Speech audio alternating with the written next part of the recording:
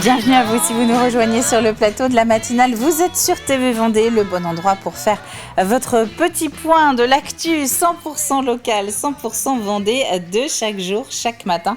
On se retrouve du lundi au vendredi. On est déjà jeudi, d'ailleurs, c'est presque la fin de la semaine. Jeudi 5 décembre. Alors, côté actu. Eh bien, la nuit a été chargée en actualité. Je vous propose de parler du Vendée Globe dans quelques instants puisqu'on a appris un abandon cette nuit. C'est le deuxième de cette 10e édition. Nous aurons un peu plus de détails dans le journal. Au niveau national, vous l'avez peut-être aussi entendu, cette motion de censure qui a été adoptée à l'Assemblée nationale hier soir. Michel Barnier va donc présenter la démission de son gouvernement ce matin, au sein duquel il y a le ministre de l'Intérieur vendéen, Bruno Retailleau. Présentation donc de cette démission à Emmanuel Macron dans la matinée. Au niveau des titres, nous revenons aussi sur les infirmiers en pratique avancée, les IPA. C'est un nouveau métier qui se développe depuis quelques années, qui se développe notamment en Vendée. Nous allons donc essayer de comprendre en quoi il consiste exactement et voir si c'est peut-être une solution au manque de médecins et de spécialistes. Et puis beaucoup plus léger, je vous propose aussi ce matin d'aller dans les coulisses de la grande parade de Noël des herbiers. L'association Spot nous a ouvert les portes de son hangar à quelques jours de son défilé. Du côté des informations pratiques de ce jeudi 5 décembre, un petit point météo comme d'habitude. Ce matin, nous avions beaucoup de soleil. Hier, nous avions beaucoup de soleil. Ce matin, nous avons beaucoup de nuages et beaucoup de pluie, comme quoi les jours se suivent et ne se ressemblent pas. Alors, les pluies, on va modérer quand même. Ce sont des risques de pluie, mais c'est sur l'ensemble du territoire. Un risque qui va se renforcer au fil de la journée pour avoir des averses un petit peu plus intenses en fin d'après-midi. D'ici là, des températures autour de 10 degrés, on va dire. Voilà, vous voyez, 13 à 14 cet après-midi. Ce matin, en fin de matinée, nous devrions tourner autour de 10. Bref, le mot d'ordre, c'est de ne pas oublier le parapluie et les imperméables. Au niveau des marées, la mer sera à son point le plus bas entre midi et 2 à 13h06 avant de remonter légèrement pour avoir une pleine mer à 19h08 heure des Sables d'Olonne. Du côté des marchés, je vous propose 3 rendez-vous. Alors ce ne sont pas les seuls évidemment, le jeudi nous en prenons 3, non pas au hasard mais en tout cas nous en choisissons 3 pour les mettre en valeur. Aujourd'hui je voulais vous parler de Mouzeuil-Saint-Martin, c'est place de la Boulangerie, ça se passe toute la matinée. Vous avez Pouzauges aussi sous les Halles, place de l'Hôtel de Ville et là vous avez rendez-vous jusqu'à 12h30. Enfin aux Achards, comme nous sommes le premier jeudi du mois, c'est jour de foire mensuelle et ça se passe côté Motte-Achard jusqu'à 13h. Au niveau de l'éphéméride, vous allez pouvoir souhaiter une bonne fête à tous les Géraldes que vous connaissez, puisque c'est la Saint-Géralde. Bonne fête à vous, messieurs. 2 dictons pour le prix d'un. Si décembre et janvier ne font leur chemin, février fait le lutin. Donc ça, c'est le premier, pour faire rêver. Et le deuxième, neige de décembre, c'est pour le jardin cendre. Voilà, et là aussi, 2 petites infos pour le prix d'une au niveau de la culture G locale.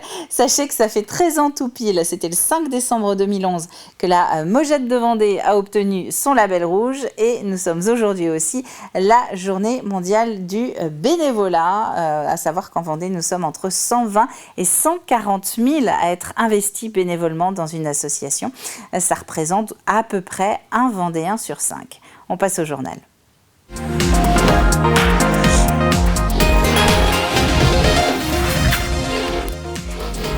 Un journal que nous commençons avec ces nouvelles donc du Vendée Globe. Un deuxième abandon a été annoncé cette nuit sur la 10e édition. Il s'agit de Louis Burton. Le skipper Bureau Vallée n'a pas réussi à réparer une grosse avarie sur un élément mécanique de son gréement. Il avait prévenu la direction de course en milieu de journée ce mercredi. Louis Burton est actuellement en route vers Cape Town où il devrait arriver ce vendredi. Après Maxime Sorel, c'était le 15 novembre dernier. Louis Burton est le deuxième abandon de cette 10e édition du Vendée Globe. Autre nouvelle de la soirée d'hier, l'Assemblée nationale qui a adopté une motion de censure pour renverser le gouvernement de Michel Barnier. Ça ne s'était pas vu depuis 1962. L'actuel Premier ministre va donc présenter sa démission ainsi que celle de son équipe à Emmanuel Macron. Ce sera ce matin. Le président de la République doit lui prendre la parole ce soir à 20h.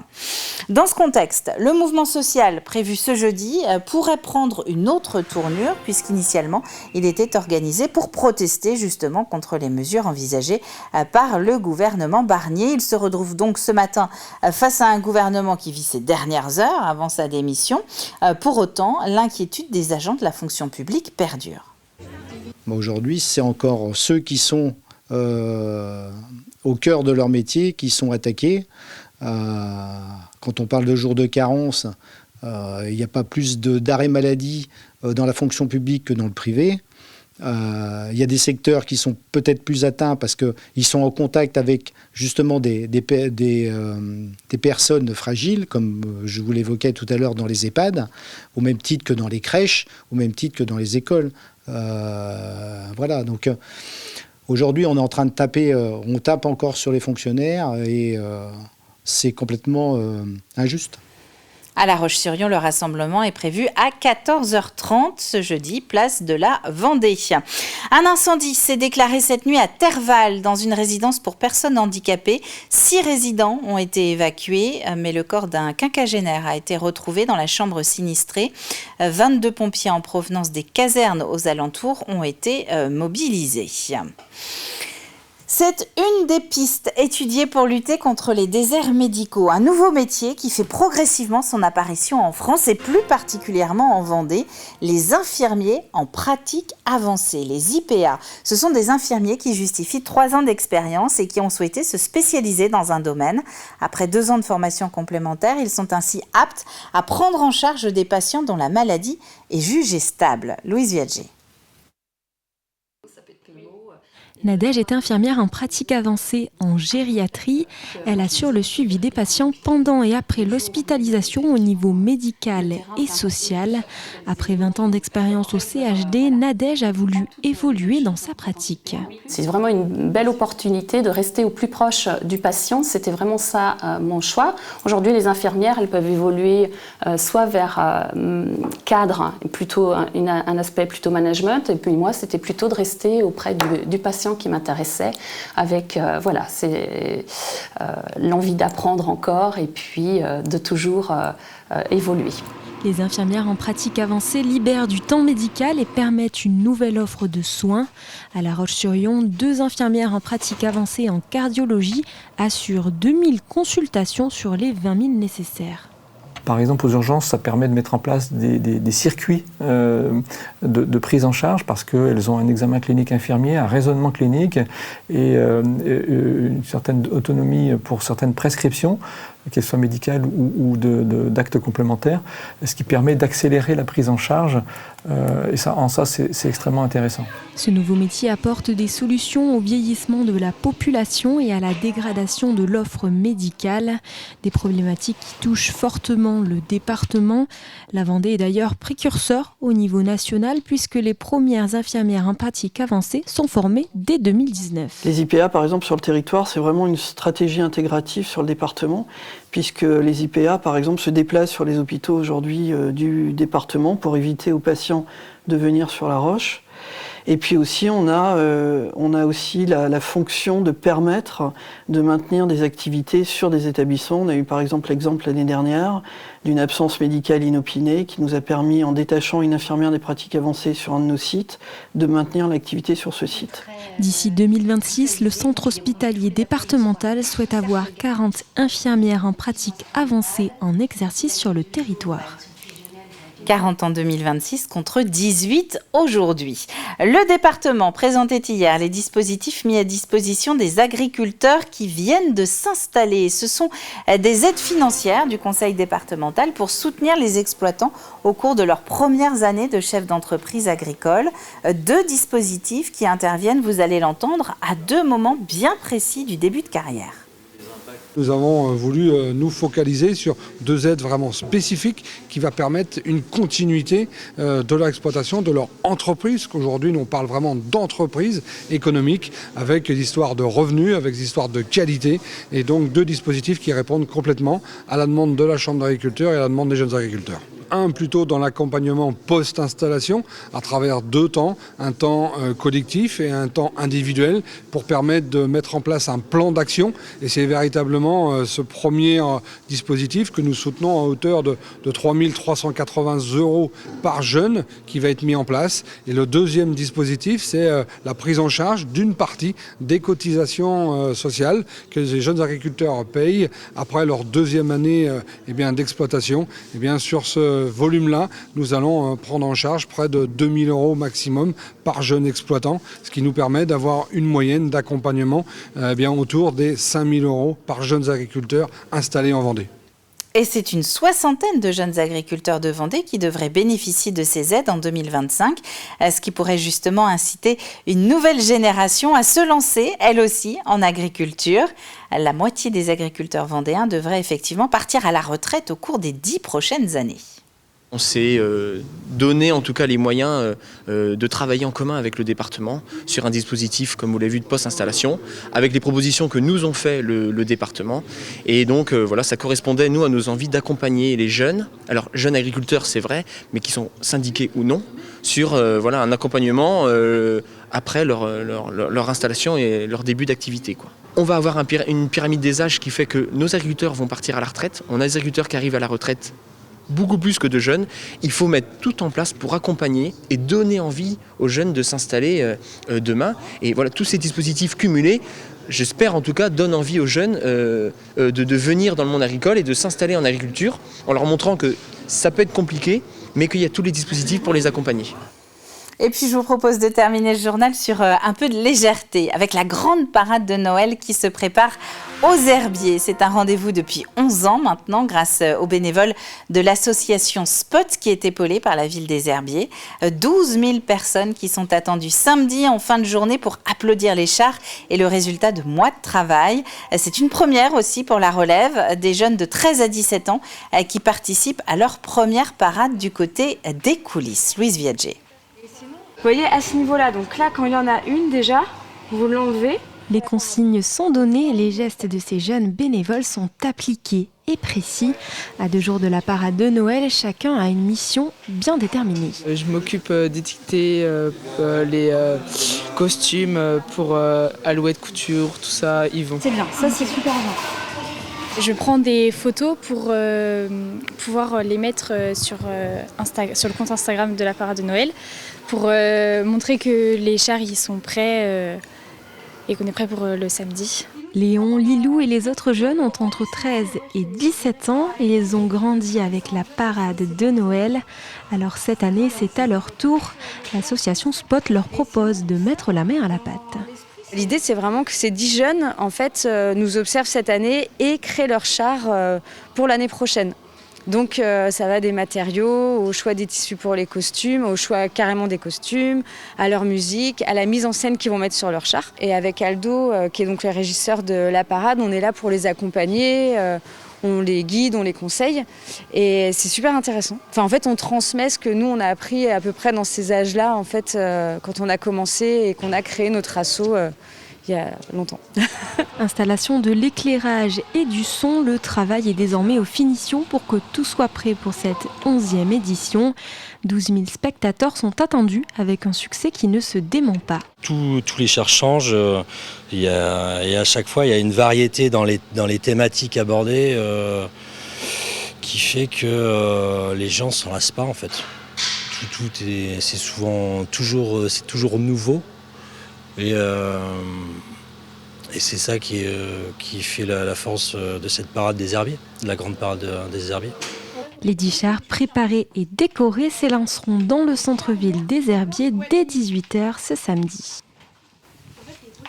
Et la météo de ce samedi 18h s'annonce pour le moment plutôt clémente. Pas de pluie annoncée dans le bocage. Nous verrons ça demain plus précisément. Et ce pas de pluie tant clément, ce n'est pas le cas pour ce matin et pour les prochaines heures. Regardez la carte. Nous avons un jeudi pluvieux qui s'annonce en Vendée, en tout cas couvert sur l'ensemble du département. Quelques averses sont aussi annoncées et ces averses devraient s'intensifier au fil des heures pour être au plus fort en fin d'après-midi. Il est temps de passer à la suite de cette matinale et de faire un point, notamment parce qu'il y a pas mal de choses à dire sur le Vendée Globe.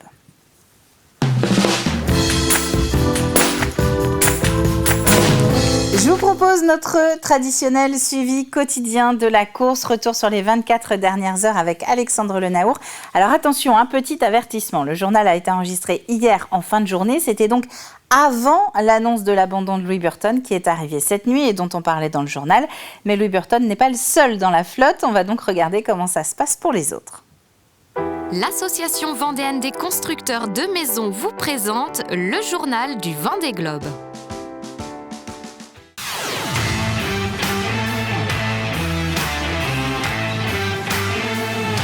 Tandis que l'arrière de la flotte s'apprête à embarquer pour l'océan Indien, celui-ci offre déjà ces dernières heures des conditions très mouvementées pour les skippers en tête. À l'avant, le groupe de 9 est d'ores et déjà dans le vif du sujet de cette solide dépression qui n'a cessé de se creuser et de poursuivre son chemin vers l'est. Un temps parti vers le nord-est, Charlie Dalin sur Massif et Sébastien Simon sur Groupe du Breuil ont finalement décidé de poursuivre vers l'est. Depuis la mi-journée, tous les deux se confrontent à la réalité du phénomène, des vents supérieurs à 50 nœuds et jusqu'à 7 mètres de vagues. La mer est un peu hachée mais pas très grosse. J'ai remonté un petit peu de foil pour éviter que le bateau s'envole et tape trop les vagues. C'est une mission, hein. Le plus fort est à attendre dans la soirée et tout ça va durer quasi 48 heures. Et il faut faire le dos rond, essayer de faire avancer le bateau sans qu'il tape trop dans les vagues. C'est une histoire de compromis. L'autre stratégie plus prudente au nord a été celle choisie par le reste du paquet de tête. Les 7 skippers emmenés par Johan Richaume, 3e, abordaient eux aussi des conditions soutenues mais jugées plus maniables. J'arrive pas à savoir quoi penser de l'option sud. J'ai l'impression qu'ils vont pas s'en sortir si mal que ça au final, que le scénario est plutôt en train de bien tourner pour eux. Forcément, je peux nourrir une part de regret, quoi. Après, bon bah voilà, c'est pareil, c'est les trucs, tu prends ta décision avec les éléments que tu as au moment que tu l'as. Et il faut pas que j'évalue leur stratégie, on verra à la fin, ce sera plus simple. À l'arrière de la flotte, le paquet de 20 skippers qui se préparent à passer le cap de Bonne-Espérance se retrouve éparpillé entre 2 dépressions.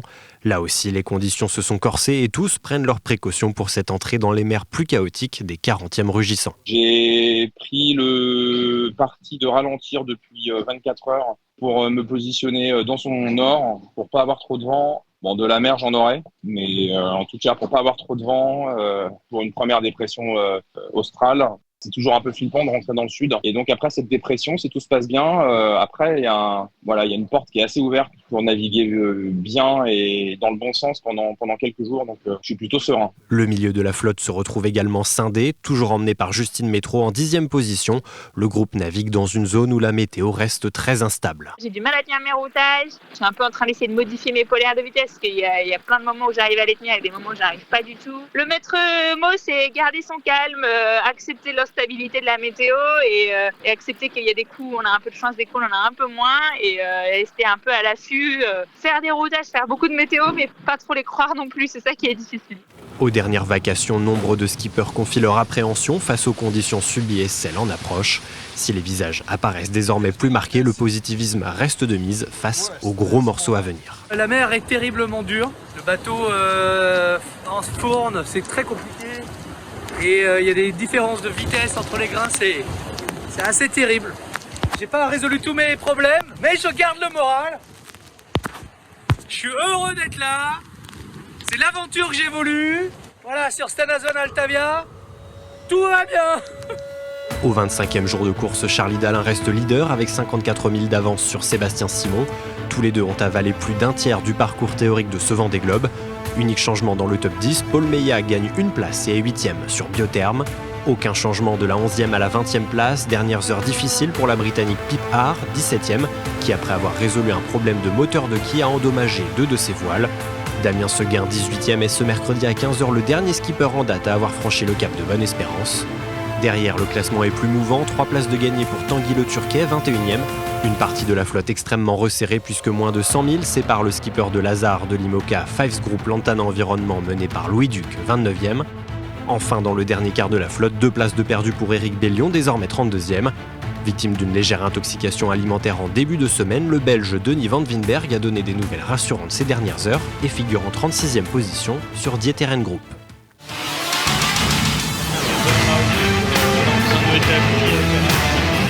C'était le journal du Vendée Globe par l'Association vendéenne des constructeurs de maisons.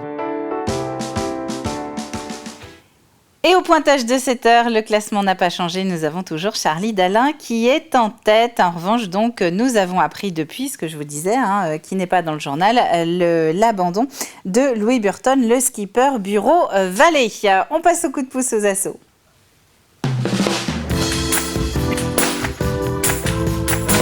Et oui, il est temps de donner un petit coup de pouce entre Chantonnay et Pouzauges. Dans quelques mois, un nouveau refuge pour animaux abandonnés devrait voir le jour. D'ici là, Hélène a besoin de vous, a besoin de nous. Et c'est pourquoi Mathis Pirès est allé à sa rencontre. Bonjour à tous et bienvenue dans cette nouvelle chronique asso. Pour cet épisode, je me suis rendu à Saint-Prouan. Ici, l'association Le Cœur sur la Patte 85 a pour projet d'ouvrir un refuge pour animaux. Là, nous sommes devant la Chatterie. C'est un bâtiment donc, de 600 mètres carrés qui accueillera uniquement les chats. Il y a toute une partie chatterie adulte, donc 3 chatteries adultes d'un petit peu plus de 30 mètres carrés. Et la dernière pièce, c'est le vestiaire des bénévoles. L'objectif, c'est d'ouvrir à l'été 2025. Pour l'instant, donc, nous sommes en travaux. Nous avons une équipe d'environ 50 bénévoles qui nous aident pour les travaux. On est vraiment au début des travaux. Nous allons accueillir chiens et chats, uniquement sur les abandons, sortie fourrière, puisque nous aurons notre propre fourrière. Également, nous aurons un site chat libre pour les chats errants, qui ne sont pas adoptables puisque trop sauvages. La chatterie, nous aurons environ 15 chats par chatterie, on en aura 3, plus la nurserie avec environ 15 chatons également. Au niveau du chenil, nous aurons 9 box qui pourront accueillir 2 chiens chacun. Et la fourrière, nous sommes partis pour l'instant sur un petit effectif puisque nous sommes à 6 chiens et une dizaine de chats. Une association qui fait sens avec l'histoire d'Hélène. Son rêve de s'occuper du bien-être des animaux va se réaliser en mai 2025 si tout se passe bien. Je suis atteinte d'une maladie, la sclérose en plaques, et j'ai été alitée pendant de nombreux mois. J'ai ensuite connu le fauteuil roulant et celle qui m'a accompagnée tout au cours de ma rééducation, c'est ma chienne Mia. Et grâce à elle, j'ai tout fait pour remarcher. Elle a été d'un soutien énorme.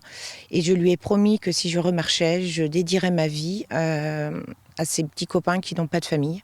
Donc j'ai tenu ma promesse et c'est ce que je fais aujourd'hui. Alors même si depuis 3 ans, l'association n'a pas eu besoin de croquettes ou de litières, pour arriver à terme du projet, l'association a besoin de matériel. Nous recherchons effectivement du matériel, des grillages, du bois et puis éventuellement bien sûr des artisans qui bénévolement pourraient nous apporter leur expertise au niveau maçonnerie, au niveau menuiserie.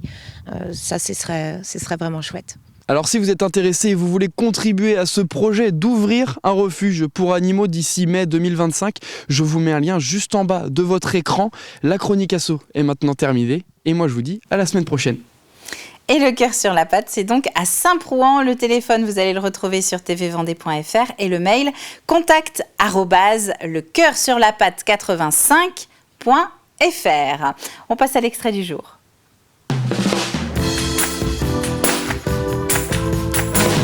Et je vous propose un petit aperçu du Mageco de ce jeudi avec Catel Lejeune qui est allé à la rencontre de Samuel Hermouet. Il est producteur de sapins de Noël. Ah, et ça rend bocage, regardez. À l'approche de Noël, il est temps d'aller chercher le sapin qui ornera votre foyer. Et ici, le choix est infini. On se croirait presque dans le village du Père Noël. En effet, chaque année, 10 000 sapins sont plantés et taillés pour qu'au moment des fêtes, 8 000 sapins soient vendus. C'est Samuel Hermouet qui a lancé seul cette activité il y a quelques années. Je le rejoins tout de suite pour en savoir davantage.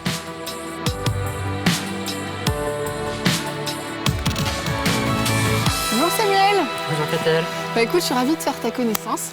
On est ici sur ton exploitation, donc les sapins vendéens, dont tu es le gérant. C'est toi qui as créé cette entreprise. Exactement. Mais tu ne fais pas que ça. Et à la base, tu es plutôt agriculteur, je crois. Agriculteur, forestier, donc le mélange des deux en fait, ça donnait de la production. Bon, tu vas nous expliquer tout ça. Alors à la base, toi, tu as quoi? Quel type de formation? En fait, moi j'ai un BTS gestion forestière. D'accord. Donc où j'ai pratiqué, je fais de la gestion forestière, donc comme le fait l'ONF sur les forêts domaniales, moi je le fais sur les forêts privées où je propose donc d'accompagner les propriétaires pour la vente de bois, les plantations, tout ce qui est lié à la gestion.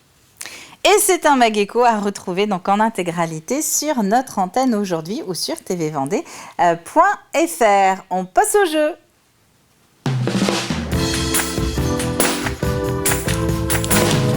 Avant de se quitter, c'est donc la toute dernière ligne droite puisque demain c'est le dernier jour pour m'envoyer votre réponse et tenter d'être le gagnant de notre partenaire de la semaine, à savoir Tissus du Renard, qui propose à l'un d'entre vous de repartir avec un bon cadeau d'une valeur de 50 € à dépenser dans une de